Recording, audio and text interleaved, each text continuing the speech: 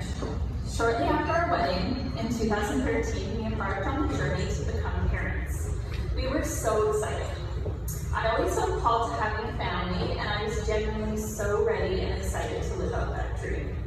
After about 6 months of trying to conceive, I became impatient and worried. I had this gut feeling that something wasn't right.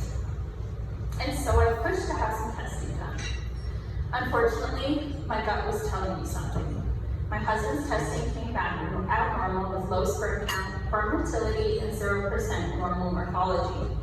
I remember sinking onto my bed, devastated, as my doctor shared the news with me.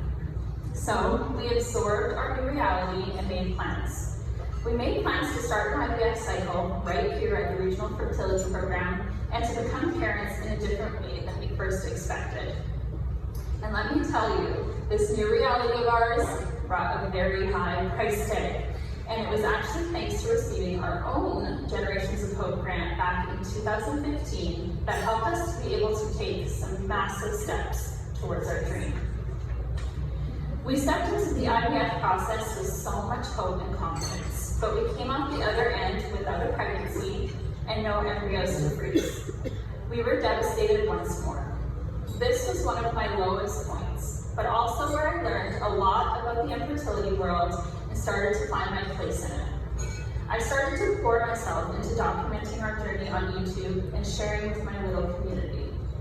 We ultimately decided to try using a sperm donor with IUI and went through 2 rounds of attempts, both coming out negative.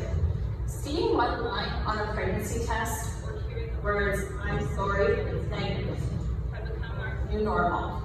But long after our second IUI, I ended up in the emergency room with extreme pain in my abdomen. I was admitted for emergency surgery to remove my appendix.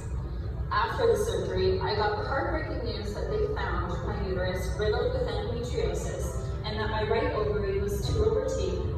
I needed a second surgery to remove it. As a young, trying to conceive woman, this diagnosis was more than I could take. I really struggled.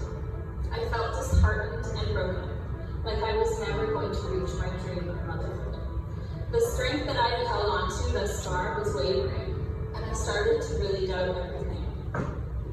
Motherhood was a dream that was so deeply intertwined into my heart, and I knew that ending our journey just wasn't going to be an option for me. So we made a new plan.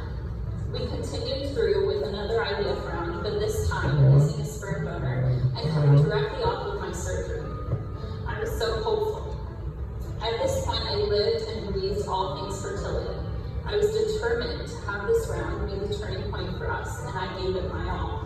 My husband, Caleb, gave it his all by supporting me through every last needle and all the emotional ups and downs. Unfortunately, again, it wasn't our time, and we were left with an "I'm sorry" through the phone. All hope was shattered until 3 little fighter embryos kept growing and made their way to freezing. You see, when you live for so long in the infertility world, hope is your only lifeline.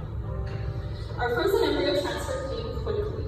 We were given a very low chance of success, even with transferring all 3 embryos, because the quality just wasn't there. But having been through so much leading up to this point, any chance was still a chance worth taking. On the day of the long-anticipated pregnancy test, we got the call that our blood test came back positive, but that the numbers were on the low side. I was ecstatic to hear the words, "You're pregnant," but I think part of me knew all along how this would end. We took a pregnancy test and saw 2 lines for the very first time and screamed with excitement. We shared our news with family and remained hopeful that the beta test would show that our being was growing. Losing that pregnancy, even though it was very short, was incredibly difficult for me. I grieved on the could have beens and watched a picture in my head of us holding our precious baby fade away. I felt a version of brokenness that I was unfamiliar with and that quite honestly frightened me. I wanted to move forward to something different, something that would instill hope in us once again. This is when our journey shifted and we started the beautiful but very difficult process of adoption. We spent hours on our paperwork, hours in our classes, hours on our home study, and thousands on fees. But we felt hope again. Becoming a family had always been centered around the love that we can provide a child. to our son or our daughter. How he or she came into our lives was never the focus for us. However, after a full year on the wait list and struggling with the reality that it was going to take much, much longer, we had another shift in our journey. Sharing our journey on social media meant that we were always making connections with people who have or are still walking the same path.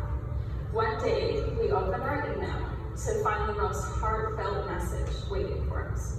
This couple had finished their journey building a family through IVF and wanted to see their baby embryos find their way to a loving home, and they chose us. Embryo donation is an incredible and beautiful process that had always been on our hearts. The weeks went by and we continued communicating with them, learning more about them and connecting deeper. We had been through a few almost matches before, so we were treading carefully in order to protect our hearts.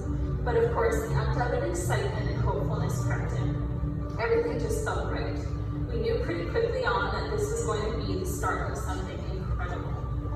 Several months later, we began the process to officially accepting 3 beautiful frozen embryos into our lives and calling them our own. Months after that, we were ready to begin our first embryo transfer with one of our donated embryos. We went into that transfer day with more hope in our hearts than we had ever expected and left feeling at peace with everything. I think I knew deep in my heart that this was it for us, that we were living out the chapter of our story that would finally bring us to where we were meant to be. The night of the embryo transfer, I had a dream that I was playing with a little girl, and woke the next morning feeling overcome with comfort and calm. A couple weeks after the transfer, we decided to take a home pregnancy test early and not to wait for the blood test because I just felt so strongly that this was our time. Sure enough, those 2 lines appeared and Caleb and I literally leapt for joy and fell into each other's arms sobbing. Mid-sob, still trying to catch my breath, I held my stomach with shaking hands and said, I knew you would stay with me. Nova arrived at 8:39 p.m. on March 26, 2019, and was 7 pounds, 1 ounce, 20 inches of sweet perfection. Her little body nose and round cheeks made up the face that I've been dreaming of my whole life. Her warm, tiny body wrapped in my arms was the feeling that I was fighting for all that time. Her life is a gift. My second daughter, Mila, her life is a gift. They are the greatest gift that we have ever known. And I thank my lucky stars and our courageous donor family each and every day for giving me the privilege of being their mother. The road here was far from easy. In fact, I would call it the hardest thing I've ever done.